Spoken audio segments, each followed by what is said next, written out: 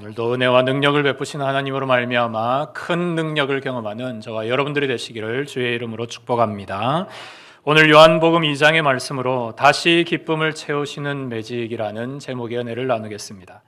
영국 케임브리지 대학 종교학 시험에 이런 문제가 나왔습니다. 가나 혼인잔치를 보며 물이 포도주로 변한 기적을 신학적으로 논하라. 많은 학생들이 이 문제에 열심히 답안을 적고 있었는데 한 학생만이 유독 창밖을 바라보며 아무것도 하지 않고 있었습니다. 시험 시간이 다 끝나갈 쯤 무렵 이것을 유심히 보던 교수님이 물었습니다. 학생, 왜 학생은 아직 이게 시험 시간이 다 돼가는데 답안을 적지 않고 있는가? 라고 하니 이제서야 그 학생이 그 펜을 들고 답을 적기 시작했습니다. 물이 자기 창조주를 뵙고 얼굴이 붉어졌더라. 이 한 줄의 문장이었지만 교수님은 이 답안을 그 시험의 최고의 답안으로 인정해주고 만점을 주었습니다. 이 학생이 바로 영국 3대 낭만파 시인이었던 바이런이라는 사람입니다. 과연 바이런이 이렇게 아름다운 표현으로 적을 만큼 본문 요한복음 2장의 내용은 과연 우리에게 어떤 사건을 우리에게 전달하고 있는지 그 내용 속으로 한번 살펴보겠습니다. 하루는 갈릴리 가나에서 혼인잔치가 있었는데요. 이 갈릴리 가나라는 지역은 예수님이 살고 있는 나사렛에서 걸어서 1시간 반 정도 아주 짧은 거리에 있습니다. 그리고 이 결혼 예식에 예수님과 그의 어머니 마리아 그리고 제자들이 초대되었음을 보게 됩니다. 그래서 우선은 이 신랑이 마리아와 친족 관계임을 우리가 예상할 수 있고 이 친족 관계인 이 신랑과 함께 그 야고보와 요한 역시 예수님의 이종 사촌지간이므로 이들과도 친분이 있어 보입니다. 그래서 오늘도 이 제자들이 함께 예수님과 마리아와 함께 이 혼인 예식에 참여했음을 보게 됩니다. 그런데 잔치가 한창일 무렵 그만 포도주가 떨어지고 말았습니다. 지금도 그렇지만 예전에는 이 포도주가 떨어지는 일, 그리고 그 결혼 예식에 음식이 떨어지는 일은 대단히 큰 결례였습니다. 손님에게도 물론이지만 그 잔치를 준비했던 신랑과 가족들에게는 대단히 큰 인생의 큰 실수가 되는 일이 바로 이 포도주가 떨어지는 일이었습니다. 이 위기의 상황 앞에 마리아는 전혀 우리가 예상할 수 없었던 행동을 합니다. 그것은 바로 이 일을 예수님께 그대로 알린 것입니다. 보통 이러한 상황 가운데 오게 되면 우리가 어떤 하인들을 불러서 포도주를 구해올 것을 이야기하고 무슨 방법을 동원해서든지 포도주를 구하려고 할 것입니다. 그런데 오늘 마리아는 이 사건을, 이 내용을, 이 문제를 예수님께 고스란히 가지고 갑니다. 그러자 이 일을 지켜보고 있던 예수님이 마리아에게 대답합니다. 여자여, 나와 무슨 상관이 있나이까? 내 때가 이르지 아니하였나이다. 예수님이 항상 어머니 마리아를 대할 때 어머니라는 표현을 했는데 오늘 보시면 여자여라는 표현을 합니다. 이유가 있습니다. 오늘 요한복음 2장 앞부분 1장을 보시면 예수님은 세례 요한에게 세례를 받습니다. 그리고 세례를 받으신 후 제자들을 1명, 2명 모으십니다. 즉 예수님의 공생애가 시작된 것입니다. 얼마 전까지만 하더라도 마리아와 예수님은 아들과 어머니의 관계였지만 이제부터 예수님과 마리아는 모자 관계가 아닌 메시아와 인간의 관계로 마리아를 대합니다. 그런데 마리아에게 이 여자여라는 표현은 오히려 가장 큰 희망을 주는 표현이었습니다. 물론 예수님이 자신이 메시아의 때가 이르지 않았다라는 사실을 이야기하며 지금 이 일은 내가 상관할 일이 아닙니다라고 하지만 마리아의 마음속에 무슨 확신이 있었는지 그 예수님의 말씀에도 불구하고 하인들에게 이분이 무슨 말을 하든지 너희들은 그대로 시행하라 라고 그렇게 이야기를 합니다. 이 도무지 상황이 이해가 되지 않고 정리가 되지 않는 상황 가운데 예수님은 비로소 하인들에게 입을 떼시며 말씀합니다. 이 항아리에 있는 모든 물들을 채워 넣어라 라고 명령을 합니다. 오늘 본문 6절에 보시면 2-3통 드는 돌 항아리가 6개 있었다라고 합니다. 여기서 히브리어의 이 한 통이라는 용량은 40리터인데요. 2-3통이면 80에서 120리터에 해당합니다. 우리 정수기에 꽂는 그 큰 정수통 물을 한 6통 정도 부어야만 찰 수 있는 항아리가 6개 있었다라는 사실입니다. 적지 않은 양의 물을 하인들은 우물을 오고 가며 채워 넣었을 겁니다. 하지만 그렇게 이해되지 않고 복잡한 심정 가운데도 이들은 그 물을 채우는 일을 다 감당합니다. 그런데 다음 이어지는 예수님의 명령의 말씀이 더 충격적입니다. 이 물을 떠서 연회장에게 갖다 주어라. 하인들은 물을 채우는 일도 상식적이지 않았지만 이 물을 떠서 연회장에게 갖다 주는 것이 무엇인지 그들은 대단히 난감해했습니다. 하지만 그럼에도 불구하고 이 하인들은 그 일을 그대로 시행합니다. 그런데 비로소 놀라운 일이 일어납니다. 연회장은 이 자기가 마셨던 이 물을 최고의 포도주라 이야기하며 그리고 신랑을 불러 칭찬을 합니다. 모든 사람 앞에 신랑을 세워놓고 그가 우리에게 가장 최고의 포도주를 준비하고 선사하였다라고 말하며 그 일을 자랑하고 결혼식은 성대하게 마무리가 됩니다. 그러면서 오늘 본문 11절에는 오늘 이 가나의 혼인잔치에 있었던 이 사건을 한 문장으로 요약하며 이렇게 평가합니다. 예수님께서 이 첫 표적을 갈릴리 가나에서 행하여 그의 영광을 나타내심에 제자들이 그를 믿으니라. 이 사건이 예수님의 첫 표적이었다라고 기록하며 이 표적이었던 이 가나 혼인잔치의 사건이 바로 예수님께는 영광이 되었고 이 일로 말미암아 제자들이 예수님을 믿었다라고 이야기합니다. 여러분, 여기에서 중요한 질문이 등장합니다. 과연 제자들은 예수님의 무엇을 믿었을까요?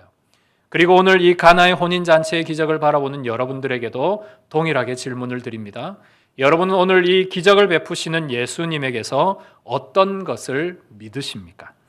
우리에게는 여기에 등장하는 표적이라는 단어보다 기적이라는 말이 더 익숙하고 흥미롭게 다가옵니다. 미라클이라는 이 기적, 놀라운 일이고 신비로운 일을 말합니다. 성경에는 이런 기적의 일들이 많이 기록되어 있습니다. 우리가 잘 아는 홍해가 갈라지는 기적, 그리고 여리고 성이 무너지는 기적, 아말렉과의 전투 가운데 태양이 중간에서 내려오지 않고 멈춰서 있어 계속 동안 전쟁을 해서 승리했던 기적의 일들이 있습니다. 그리고 여러분, 성경에서만 이런 기적이 있느냐? 여러분 주변에도 기적이 일어나고 있습니다. 우리나라에서도 20년 전에 한 기적적인 일이 있었는데요. 교통사고를 당한 딸아이가 차 밑에 깔려 있었는데 어머니였던 이신혜 씨가 그 트럭을 그냥 번쩍 들어올린 일이 있었습니다. 그 일이 보도가 되기도 하고 세상 사람들에게 대단히 놀랍게 기적적인 일로 다가왔던 일도 있습니다. 프랑스의 한 우물에서는 아주 강렬한 빛이 등장하고 그 빛이 등장한 이후로 우물물을 마시는 모든 자들이 그 모든 질병이 깨끗하게 낫는 기적의 일들이 일어나기도 했습니다. 그리고 의료계에서는 여전히 사망 선고를 받은 이미 죽었다라고 판명된 사람이 깨어 일어나는가 하면 말기 암 환자가 갑자기 암 모든 세포가 말끔하게 사라지는 그런 기적적인 일들도 일어나곤 합니다. 여러분, 이런 일들을 볼 때 여전히 우리 주변에는 기적의 일들이 있고 기적은 여전히 존재하고 있습니다. 그렇다면 여러분은 과연 어떤 기적이 여러분에게 일어나기를 바라십니까? 많은 사람들에게 오늘 홍해의 기적을 믿으십니까? 교회를 다니지 않고 예수님을 믿지 않는 자들에게 당신은 홍해의 기적을 믿으십니까? 라고 얘기를 하면 정말 어이없다는 듯이 누가 그런 기적을 믿어요? 라고 이야기할 것입니다. 그런데 여러분, 정작 그렇게 이야기를 하고는 있지만 자신의 인생 속에는 기적이 일어나기를 바라는 것이 연약한 인간의 모습입니다. 갑자기 복권에 당첨돼서 크게 부자가 되거나 사업이 크게 성공해서 빌딩을 세우고 회장이 되는 꿈을 누구나가 꿉니다. 늘 아프고 고질적인 질병이 하루아침에 낫기를 바라고 있고 심지어는 큰 사고나 어려운 질병으로 큰 수술을 받는 가족이 있다면 신자가 아니더라도 하나님을 부르고 부처를 부르며 그렇게 살려달라고 기적을 바랄 것입니다. 여러분, 이것이 우리가 공통적으로 가지고 있는 인간의 모습입니다. 지식적으로, 상식적으로, 이성적으로는 기적을 믿지 않지만 이런 내 삶에 기적이 일어나기를 바라는 그런 일들이 여전히 있기를 소망하는 것이 신자나 불신자나 모두 동일하다라는 사실입니다. 그런데 여러분, 성경에 있는 기적의 일들이나 여러분 주변에 일어나고 있는 일상의 기적의 일들을 정리해서 내려보면 동일한 한 가지 결론을 발견하게 됩니다.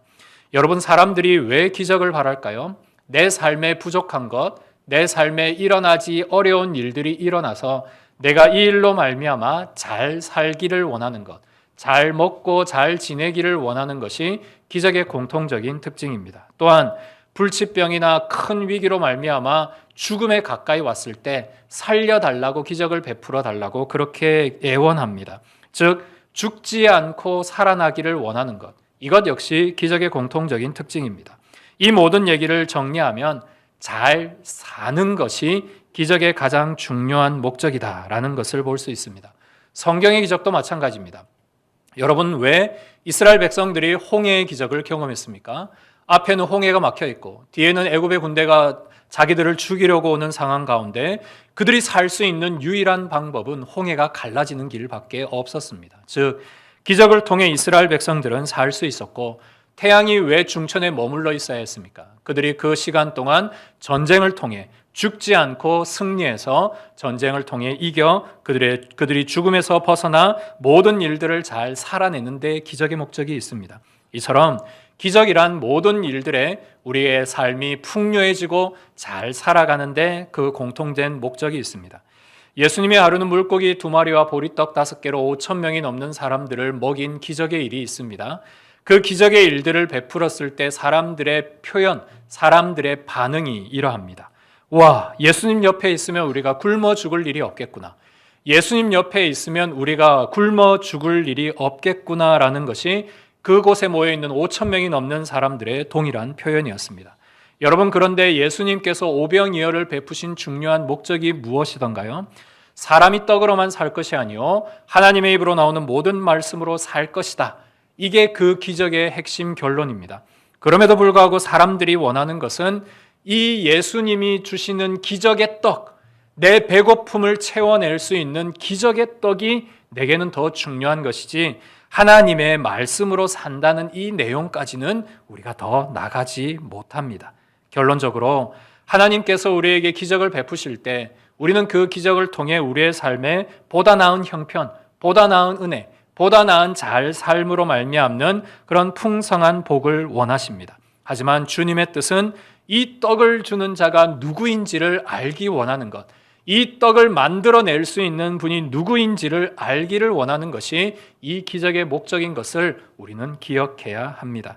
그래서 주님은 오늘 이 일을 깨닫기 위해 기적이라는 말 대신 다른 표현을 쓰고 있습니다. 오늘 본문 11절에 있었던 바로 이 표적이라는 말입니다. 표적은 영어로 사인입니다. 사인은 뭔가를 가리키는 것이죠. 표지판을 의미합니다. 즉 예수님께서 이 오늘 가나의 혼인잔치를 통해 기적을 베푼 것은 예수님이 어떤 분이신지 가르쳐주는 사인이라는 사실입니다. 예수님이 누구인지, 예수님이 어떤 분이신지, 예수님이 무엇을 할 수 있는지를 보여주시는 말이 바로 이 표적입니다. 그래서 요한복음에는 예수님이 어떤 분이신지 나타내는 표적이 7가지가 기록되어 있습니다. 오늘이 첫 번째, 물이 포도주로 변하는 표적. 두 번째는 신하의 아들을 살리시며 멀리 떨어져 있어도 시공간을 초월하시는 예수님의 기적이 나타납니다. 세 번째는 38년 된 병자, 불치병이고 난치병이고 일어날 수 없고 절대 할 수 없는 그 기적적인 일을 주님이 베푸십니다. 네 번째는 오병이어의 사건, 다섯 번째는 풍랑 가운데 물 위를 걸어오시며 초자연적인 능력을 베푸시는 예수님을 보여주십니다. 여섯 번째는 맹인의 눈을 뜨게 하시며 우리의 인생의 눈까지 뜨게 하시는 예수님을 보여주시고, 마지막 7번째는 죽은 나사로를 살리시는 표적을 베푸십니다. 여러분, 이렇게 7가지의 표적의 핵심인가 결론은 예수님이 우리의 만물의 창조자이시다. 예수님이 우리의 모든 질병을 치료하시는 치료자이시다. 예수님은 우리의 모든 생명의 근원이시며 영생을 주시는 구원자이시다. 이것을 우리에게 깨닫게 해주시는 것이 예수님의 표적입니다. 그렇다면 오늘 우리가 이 가나의 물이 포도주로 변하는 이 기적, 이 표적을 통해 주님께서 우리에게 원하시는 것이 무엇일까요? 그 해답은 방금 읽은 11절에 있습니다. 바로 믿음입니다. 믿음. 오늘 본문을 통해 예수님이 우리에게 원하시는 것은 믿음인데요. 이 믿음을 잘 보여준 두 사람을 오늘 본문의 이야기에 포함해서 이 이야기를 들려주고 계십니다. 첫 번째는 마리아의 믿음입니다. 마리아는 잔치에 포도주가 떨어졌다는 이 치명적인 상황을 인간적인 지혜와 능력으로 해결하지 않았습니다. 그는 바로 이 모든 문제의 해결자가 되신 예수님께 그 모든 문제를 들고 직접 찾아가게 됩니다. 예수님은 물론 거절하셨습니다. 내 때가 되지도 않았고 내가 이 일과는 상관도 없습니다 라고 분명히 정중하게 거절을 했지만 마리아는 실망하지 않았습니다. 마리아는 거기서 그치지 않았습니다. 여러분, 이것이 대단히 중요합니다. 우리가 기도를 합니다. 하나님, 이것 이루어 주십시오. 하나님이 그것을 보류하거나 아니라고 기도의 응답을 주십니다. 그렇지만 우리가 여전히 기도할 수 있는 것은 오늘 이 마리아가 하나님의 뜻을 깨닫고 하나님의 마음을 깨닫고 거기에서 멈추지 않고 끊임없이 하나님 앞에 신뢰함을 가지고 나아갔다라는 사실에 있습니다. 그래서 여러분, 하인들에게 이렇게 말하죠. 너희에게 무슨 말씀을 하시든지 그대로 하라. 여러분, 지금 이 상황에서 여러분들이 마리아처럼 말할 수 있겠습니까? 지금 예수님이 어떤 말씀을 하시든지 너희들이 그대로 하라. 그러면 뭔가 놀라운 일이 일어날 것이다 라고 마리아는 아주 확신 있게 이야기하고 있습니다. 과연 마리아는 어떻게 지금 이 인생의 큰 위기 상황 속에 이런 말을 할 수 있었을까요? 과거 마리아는 예수님을 잉태하는 과정에서, 성령으로 잉태하는 일들에서 아주 중요한 말을 하나님께 합니다. 주의 여정이오니 주님의 뜻대로 될 것입니다. 주님께서 내게 역사하시면 나는 주님의 종이오니 하나님의 뜻대로 주님 내게 이루어질 것입니다. 마리아는 처음부터 이런 순종의 여인이었다라는 사실입니다. 그 순종은 여전히 변하지 않았고 오늘도 주님이 무슨 말씀을 하시든지 이루어질 것이다라는 그 기대와 신뢰감을 여전히 갖고 있었던 것입니다. 그리고 예수님을 30년 동안 키워오면서 그녀가 예수님을 통해 발견한 사실이 있습니다. 예수님은 능력의 하나님이시고 말씀의 하나님이시며 무엇보다 우리를 사랑하시는 하나님이시다라는 것을 그녀는 잘 알고 있었습니다. 지금 이 포도주가 떨어진 사실은 그 당시에는 엄청난 위기의 상황입니다. 지금은 당장이라도 어디에 사올 수라도 있죠. 그 상황은 그렇지 못합니다. 그리고 이것이 망쳐지면 일생일대의 그 신혼 예식이, 그 예배 의식이 완전히 어려워질 수 있습니다. 그런데 이 모든 문제를 해결할 수 있는 유일한 분이 예수님이라는 사실을 그녀는 신뢰하고 있었죠. 그 모든 것이 어디에서 나왔느냐? 바로 주님과의 친밀함, 예수님과의 사랑, 예수님과의 은혜, 예수님께서 어떻게 이때까지 해오셨는지를 가장 잘 아는 사람이 바로 마리아였기 때문입니다. 여러분, 지금 이 2000년 전 이 가나에서 이 시대에서 가장 예수님을 잘 아는 사람은 바로 이 마리아 한 명이었습니다. 그래서 이 예수님도 마리아의 이야기에 귀를 기울이셨죠. 그리고 그녀의 간청에 움직이십니다. 바로 여기에 여러분들의 신앙의 원리와 여러분들의 기도의 원리가 들어 있습니다. 마리아의 바로 이 믿음, 이것이 바로 기적을 일으키게 하는 중요한 시발점이 되었다라는 사실입니다. 그리고 이 믿음이 누구에게 이어지느냐? 바로 하인들에게 이어집니다. 그들은 혼인잔치의 모든 일들의 가장 위기 상황을 가장 먼저 안 사람들이옵니다. 그런데 여러분, 이 사람들도 대단히 놀라운 것은 그들이 포도주가 없는 사실을 연회장이나 아니면 관련자들에게 이야기한 것이 아니라 마리아에게 이야기를 한 것이죠. 여기에서부터 뭔가 이들에게는 심상치 않은 일들을 발견합니다. 그들에게 있어서도 이 마리아와 그와 함께 있는 예수님에 대한 무언가의 기대가 있었음을 보게 됩니다. 그리고 예수님께서 물을 채우라라는 이 황당한 명령 앞에도 그는 전혀 요동치 않고 순종을 하게 됩니다. 그리고 더 큰 문제는 이 물을 떠서 연회장에게 갖다 주는 일이었습니다. 여러분, 이 항아리에 채워진 물은 식수가 아닌 손과 발을 씻는 물입니다. 즉 정결 의식을 위해서 쓰는 물인데 그 손 씻고 발 씻는 물을 연회장에게 갖다 주라는 것은 너무나도 큰 결례가 될 수 있습니다. 이 일로 말미암아 결혼식이 망쳐질 수도 있고 때로는 이것으로 말미암아 자신들이 엄청난 큰 불이익을 얻을 수도 있습니다. 하지만 그들은 예수님의 말씀을 믿었습니다. 마리아가 그대로 하라는 그 말을 믿고 그들은 예수님의 말을 믿고 그대로 시행을 하게 됩니다. 예전에 성경을 읽으면서 과연 물이 언제 포도주로 변했을까? 라는 이 일이 궁금했던 적이 있습니다. 여러분, 물이 언제 포도주로 변했을까요? 하인들이 그 물을 떴을 때 포도주로 변했을까요? 아니면은 뜨고 가는 과정에서 연회장에게 갖다 주는 과정에서 물이 포도주로 변했을까요? 제가 내린 결론은 연회장이 마시는 순간에 변했다입니다. 왜냐하면 오늘 본문에 보면 만약에 이 포도주가 물이 포도주로 바뀐 사실을 하인들이 먼저 알았다라면 그들은 주저함 없이 그 포도주를 들고 연회장에게 갖다 주었을 겁니다. 전혀 믿음의 일이나 전혀 의심의 일들이 일어나지 않았을 것이죠. 하지만 그들이 물을 기르러 올 때, 물을 뜰 때, 심지어는 물을 들고 가는 과정에서도 이 모든 것이 물이라는 사실을 그들은 뻔히 보고 있었습니다. 너무 떨렸죠. 이걸 갖다 주었다가 무슨 봉변을 당할지도 모릅니다. 중간에 포기할 수도 있었습니다. 그렇지만 그들은 믿음이 흔들리는 순간에도 끝까지 그 마리아의 말과 이 마리아에게 명령하는 그 예수 그리스도의 말씀에 순종하여 그 일들을 진행하게 됩니다. 결국 마리아의 믿음이 하인들에게 연결이 되고 그 하인들의 믿음의 순종이 물이 포도주로 바뀌는 놀라운 기적의 마중물이 되었다라는 사실입니다. 여러분, 믿음이란 뭘까요? 도저히 순종할 수 없을 때, 내 상식적으로, 내 지식적으로, 내 경험적으로 이건 아니야 라고 말하는 그 순간에도 아니, 주님이 이렇게 말씀하시면 가야지 라고 그 말씀을 붙잡고 한 걸음 내딛는 것이 바로 믿음인 줄 믿습니다. 여러분, 지금 여러분 눈앞에 여전히 맹물이 들고 있을지 모릅니다. 주님이 분명히 이거 포도주라고 했는데 내겐 여전히 맹물이 들려 있을 수 있습니다. 내가 예수를 믿고 하나님 앞에 기도를 하고 열심으로 주를 위해 봉사해도 내 손에 들려있는 건 여전히 맹물일 수 있습니다. 하지만 그 맹물을 들고 하나님, 내가 말씀을 의지해서 가겠습니다 라고 할 때 주님은 맹물을 포도주로 변하는 놀라운 기적을 베풀어 주십니다.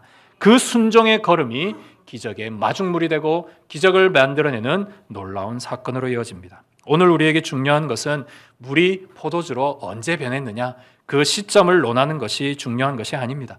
물이 포도주로 바뀌었다라는 이 사건이 중요하고 물을 포도주로 바꾼 분이 누구이냐, 그분이 예수 그리스도라는 사실이 더 중요합니다. 여러분, 이 기적을 가장 가까이 본 사람이 누구일까요? 오늘 가나의 이 놀라운 기적의 일을 가장 가까이서 경험한 사람은 마리아도 아니고 예수님의 제자들도 아닙니다. 바로 하인들입니다. 그들은 물을 길러야 했고 물을 떠야 했고 물을 갖다 줘야 했습니다. 그런데 그 모든 위기의 상황 가운데도 그들의 인생 속에 이 물이 포도주로 변화된 놀라운 기적의 사건을 통해 그들은 놀라운 영적 체험을 하게 됩니다. 오늘 성경 이후에 이 하인들의 모습은 등장하고 있지만 적어도 이들의 평생에 이 기적의 사건은 평생토록 남아있을 것이고 적어도 이 하인 중에 예수님의 제자도 있었을 것이라 생각이 듭니다. 여러분, 오늘 우리의 삶에도 이 하인들의 믿음과 순종을 통해 여러분에도 동일한 기적의 놀라운 일들이 일어나시기를 주의 이름으로 축복합니다. 여러분, 오늘도 기적은 일어나고 있습니다. 기적을 믿고 바라는 일들 가운데 하나님께서는 오늘도 그 능력을 따라 기적을 베푸시는 줄 믿습니다. 오늘 여러분 모두가 그런 기적의 주인공이 되시기를 바랍니다. 그래서 여러분 기도하십시오. 하나님, 오늘 나에게도 오늘 주님께서 이 가나에게 행하셨던 놀라운 기적의 역사가 오늘 나에게도 일어나기를 소망합니다. 물이 포도주로 바뀌는 기적을 주시고 나의 이 빈 항아리가 주님의 포도주로 가득한 은혜를 허락하여 주옵소서. 하나님, 나에게도 기도원과 같이 하나님 앞에 기도하는 기도원이 주님 앞에 놀라운 증거를 받았듯이 내 삶에도 주님이 나의 삶의 주인이라는 사실의 증거를 하나님 나에게 보여 주옵소서.